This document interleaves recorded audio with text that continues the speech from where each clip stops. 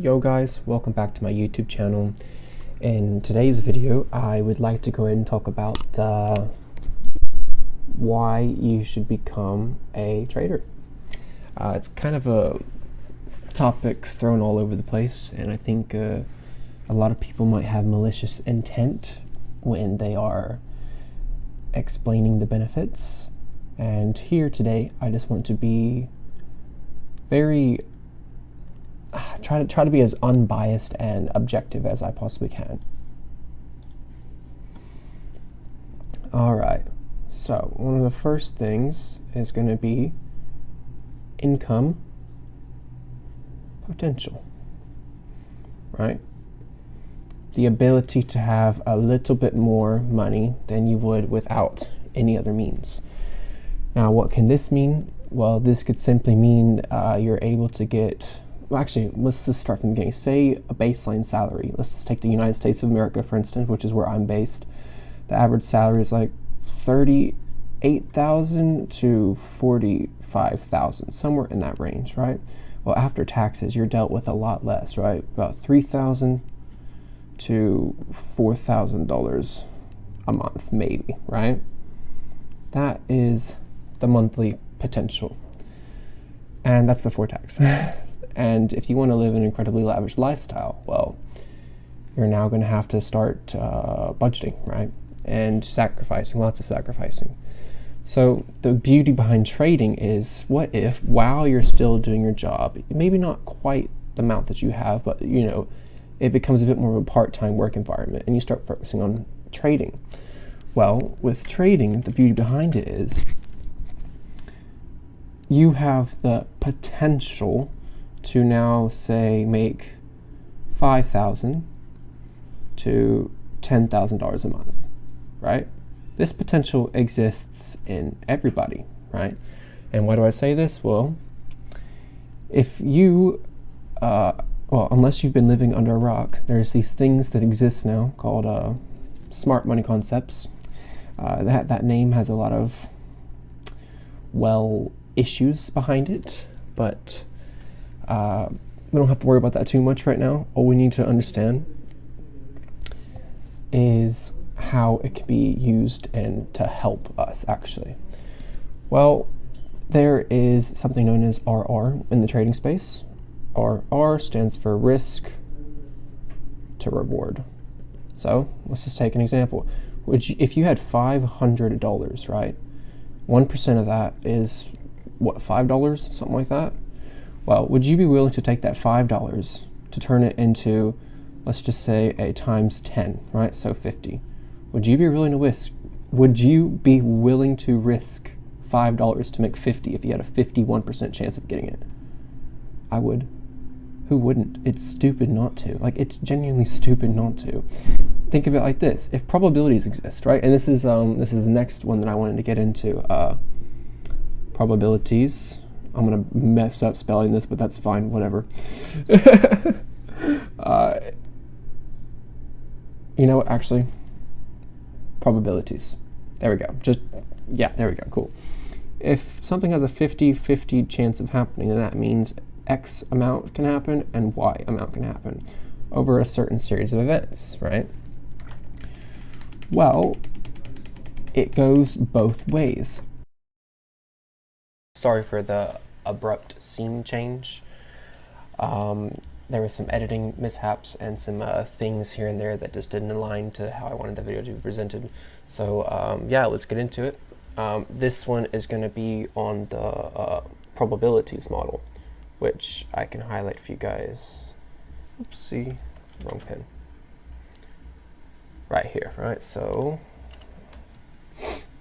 what I would like to illustrate here is a sample P&L size. Let's call it $1,000 trading capital, right?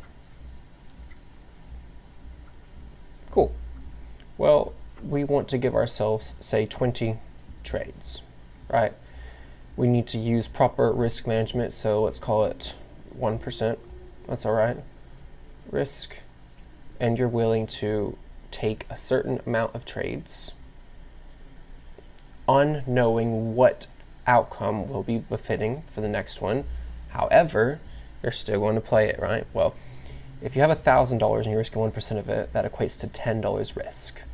You're looking to risk 10 to make, say, 150, right? That's a 1 to 15 R, right? 10 times 15, okay? So performance does not have to be all this, 80%, 90% win rate, or like some people even try to say 100% win ratio. It's downright stupid in my opinion. And if you have a 100% win ratio, I guaranteed you're worried about that one loss. Well, the way I do it is I don't give a fuck about the losses. I'm just waiting for that one win. Little difference there, right?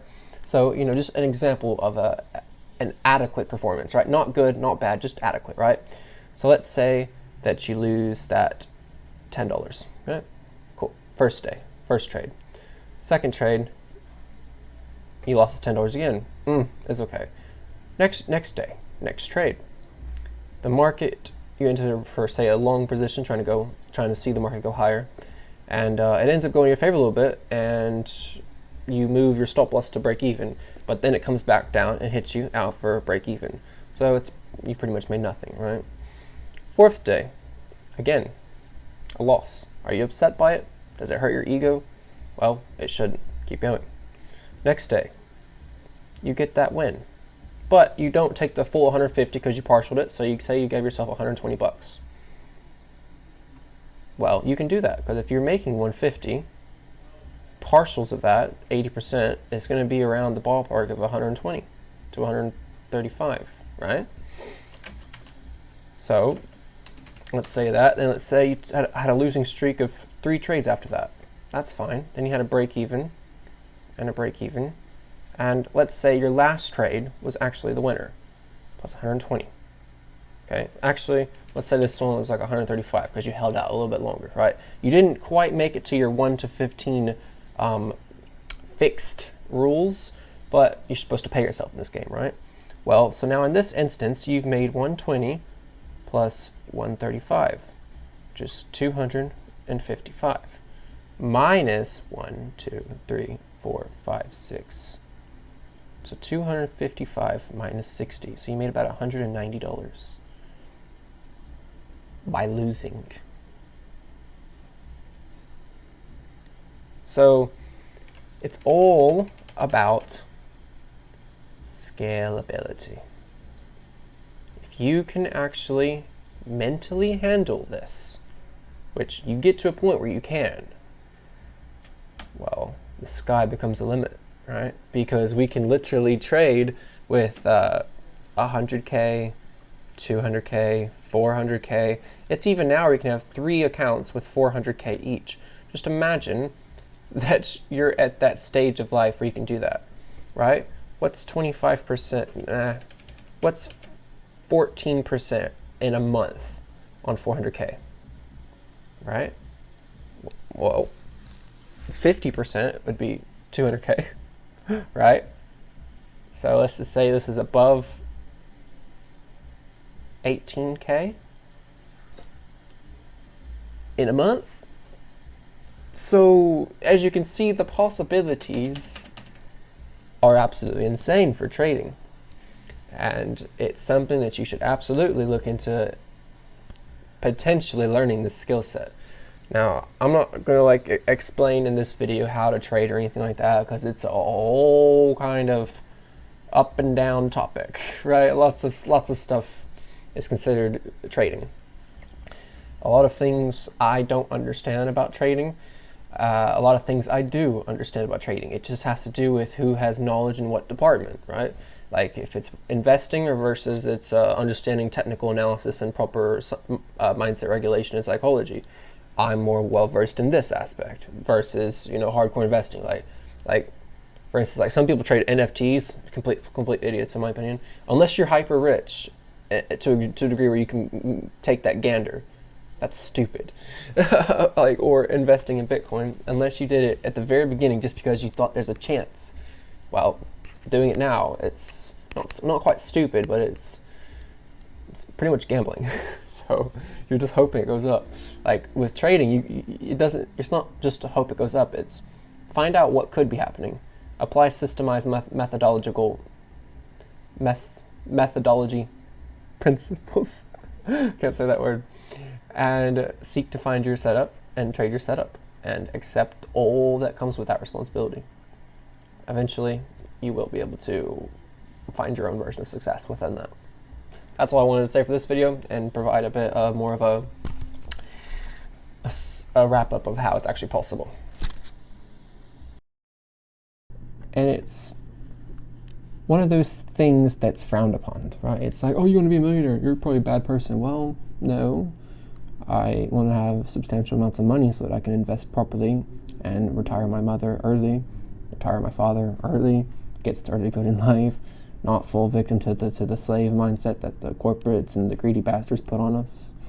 Like, it makes sense to, want to strive towards these goals, but that comes by achieving the smaller amounts, and that goes to the bigger amounts.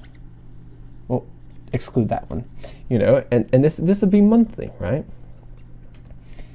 You have to fully believe in yourself that this is possible. I'm telling you right now.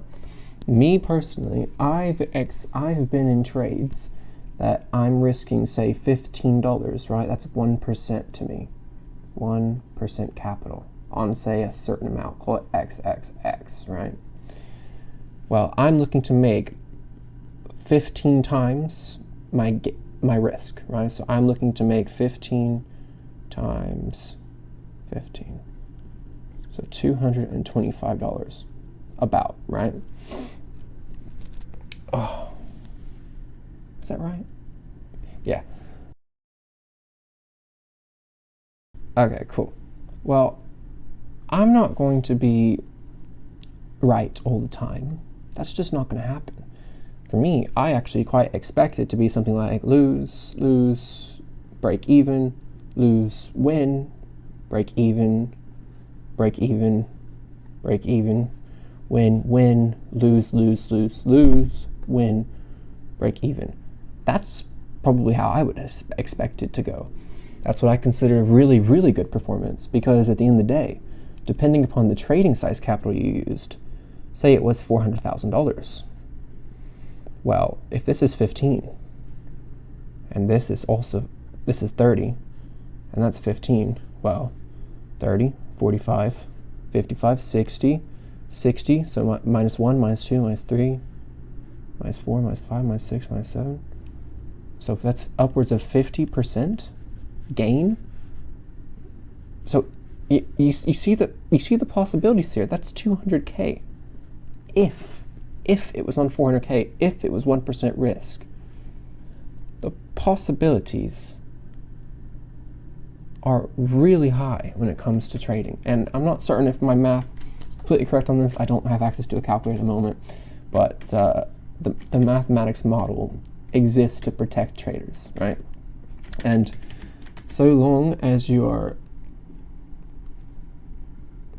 smart with how you play this game, you actually have a chance of winning, right? And it's just an incredible environment to be in, truly. Getting to work from home, getting to know that we get better as time goes on. Truly, we get better at this, especially with the information that exists now, all kinds of liquidity theorems, all kinds of lower time frames, smart money concepts that you can learn or try to understand or fathom. It's a rabbit hole, and you'll go down the rabbit hole if you truly want to be a trader. At least how I myself and others in my kind of niche area trade, right? And it's hard. Oh man, it's hard. But,